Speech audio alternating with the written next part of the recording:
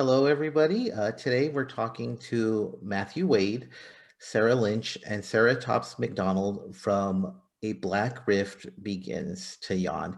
A very cool movie, and I had a lot of questions about it. Um, I'll start with Matthew. My first question for you, or actually, this is for everybody. How would you describe A Black Rift Begins to Yawn? You're watching a dream about somebody losing their grasp of reality, is how I would describe it. So viewing it the way that you would, I guess, remember a dream, kind of giving yourself over to the sensation of it rather than trying to approach a traditional story or a traditional movie. So, and Sarah, how would you describe it? I would have to definitely agree with that assessment. I think that reflects kind of how we shot it too. As Matt was working with us as actors, we kind of just had to submit to whatever this mood was that we were creating and being a little unsure of what the outcome was going to be, which was really a different way to approach it, but really cool and fun and surprising. So, and Sarah Top, so how would you describe the movie? I mean, I would agree with everything that they've said for sure. I think just in the difference between what was filmed versus the final product, it was really interesting to see that. I think that oftentimes people are left with more questions than maybe answers, which I think oftentimes will make them feel a little uneasy or unsure of like their actual grasp of the story, which sort of reflects the point, right, of just isolation and confusion and where reality stops and begins again. So And Matthew, what was your inspiration behind the movie? I wanted to do something that was originally it was a kind of a straightforward mystery story that was a little more narrative with kind of your traditional arcs and stuff.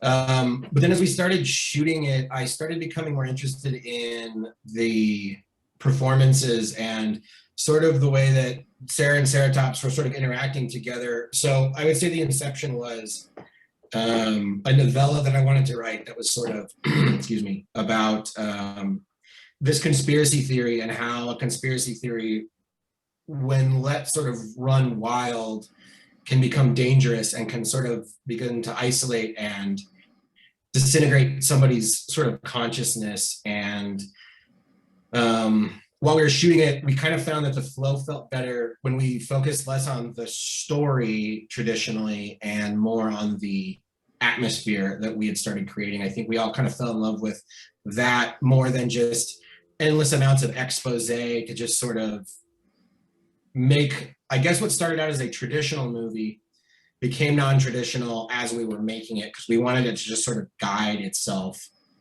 that direction. So the seeds of it came from the Black Knight satellite, this kind of conspiracy theory about an alien satellite that's rotating the Earth and has been there for like 5,000 years.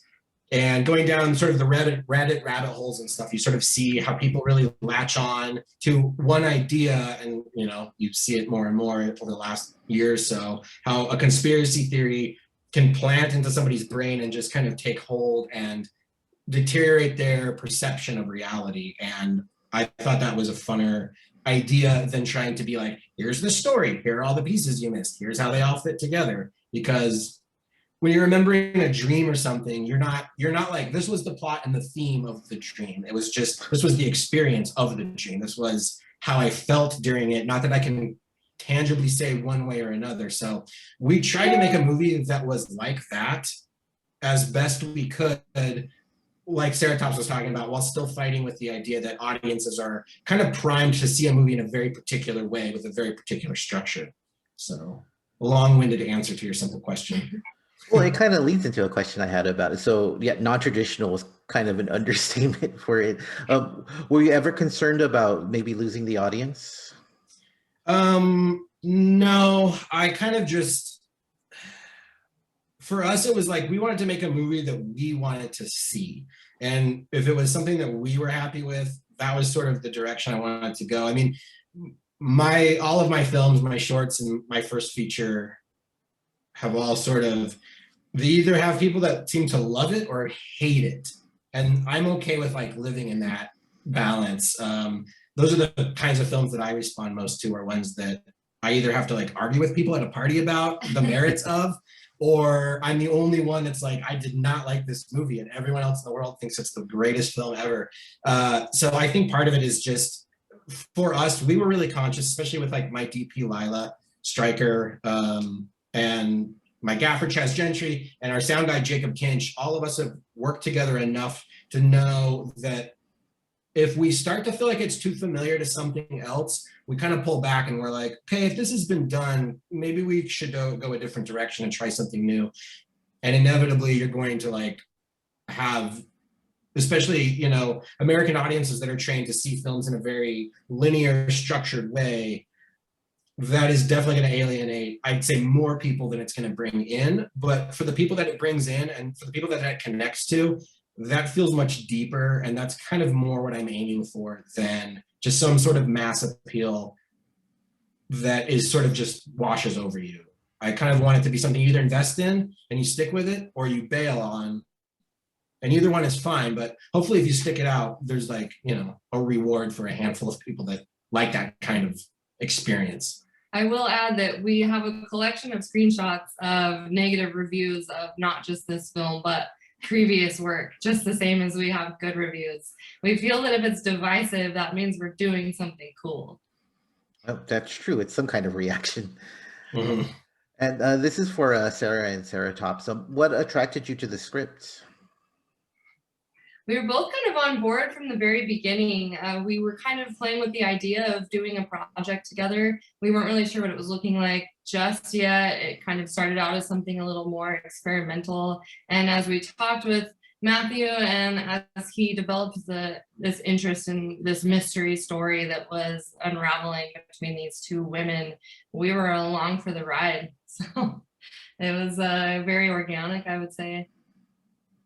I would agree with that. I've never been in a film before, and I didn't have any clue what I was signing up for. So they had asked me to be in this film, and I thought maybe I would have a line, and then they gave me the script, and it wasn't until then that I realized that I was one of the lead characters. So I had 100% of my trust in them, because if they thought I could do it, that's, you know, a lot of trust, a lot of belief. And I mean, I'm game for any strange life experience. So, and I trust their artistic visions, and I trust them as very professional artists. And so I was more than excited from day one until the very end. So I loved it. I wrote the parts for them specifically too. I kind of approached Saratops and I was like, I have this idea for a film I want to make. I worked with her for 15 years. So she was on board anyway, whether she wanted to be or not. And then I basically was like, oh, I have this idea. I want to do a film. I want to know if you're interested. Knowing that Saratops is also an artist in other disciplines, those people are easier to bring into the fold of a film because they're used to doing the work. They're used to like the time. So I wrote the parts for them. So the fact that it's like Laura and Laura, it plays off the fact that they're both go by Sarah and Sarah, and both redheads, and all of these sorts of, those aspects definitely played into like the story structure when I was writing it too. So if they had said no, I would have been both. And how did you two prepare for the role? It's definitely not your typical acting parts. Yeah, that's a good question. I was lucky enough to be involved in a lot of the aspects of the film. We did the production design together. I did the costumes. We did the location scouting. So I was able to spend time in this universe before we came together to shoot. So just on top of learning my lines, I just really felt like I was already immersed in this universe, and it felt very natural and exciting to kind of drop into it when we first started shooting.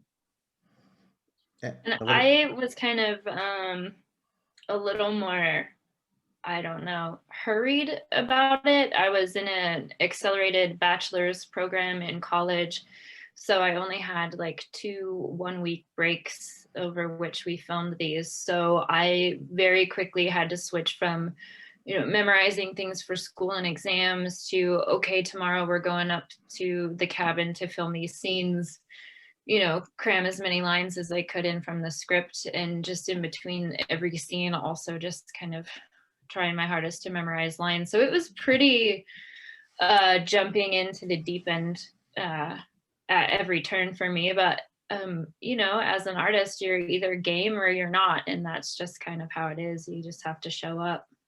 So I actually prefer to work that way, especially with dialogue. I feel like if you don't have a ton of time to rehearse, you have a lot more freedom on the day because really all you know are your lines. So I find that actors are listening more and you're just more in tune with your actual environment. So I think we got some really cool stuff that you wouldn't get if we had a bunch of time to prepare before. Oh, that makes sense. And this is for all three of you. And we've talked a lot about audience expectations. What would you want audiences to get out of this film? Anyone else want to field that first? I think for me, I just want it to be, I think a lot of this came from being at film festivals and like jumping in and watching, like experimental film program, or I have to give a shout out to Camera Obscura in Petaluma. They're this little festival. They just curate stuff that they see throughout the year, and they played a handful of challenging experimental films, and I really just liked being in those worlds where the audio and visual aspects, whether you understood what was going on or not narratively, it kind of just absorbed you and hypnotized you. And those are the kind of films that I really respond to just as much as, a fun superhero movie is these sort of moments where you're watching a film and you are absorbed into it, but you don't know why, and you don't know what it means. And it doesn't necessarily matter because just like experiencing a dream, you are taking something from the experience, or you're not, but just give yourself over to the film and let it jack into your brain however it chooses to do it, is all I could really say. We certainly have an unforeseen parallel with this movie. We shot it in 2017, well before any of the COVID stuff. And it's been so strange to look back on this last year and see so many similarities with our project and the reality we all went through. So I think now we have a cool opportunity to kind of work through what we experienced in this last year, and maybe watching this film will help people make sense of that. I've kind of experienced that myself, rewatching it with this fresh perspective post 2020. And in my opinion, the films or any fine art piece that seem to strike a chord in my heart or my psyche are those that I seem to struggle with.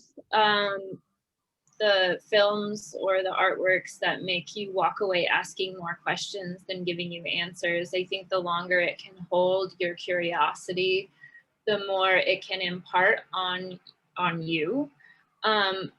So I think, if people are struggling with this film or struggling to understand it, you can always find really interesting aspects. But for me, the more difficult a project is to trudge through, the more meaningful it is if you particularly even make it to the end.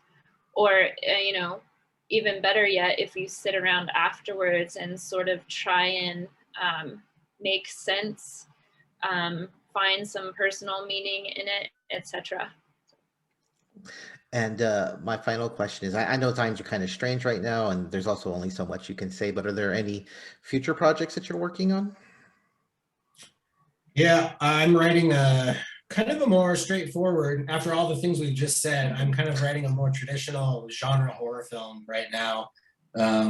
It's sort of a family horror movie, but kind of a family haunted house drama, I guess. But still with some abstract elements, but after making 2 kind of more artistic films, kind of want to do something a little more rock and roll horror genre.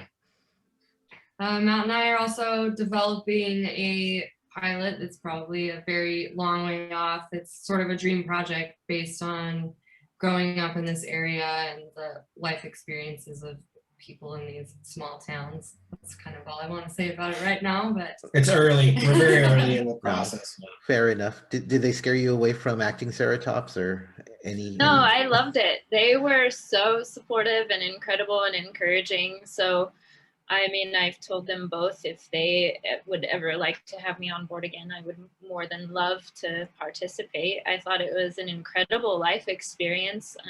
I learned a lot about film and about, you know, myself always, but I'm pretty much game for any artistic endeavor, and I'm a really big fan of jumping into things both feet first.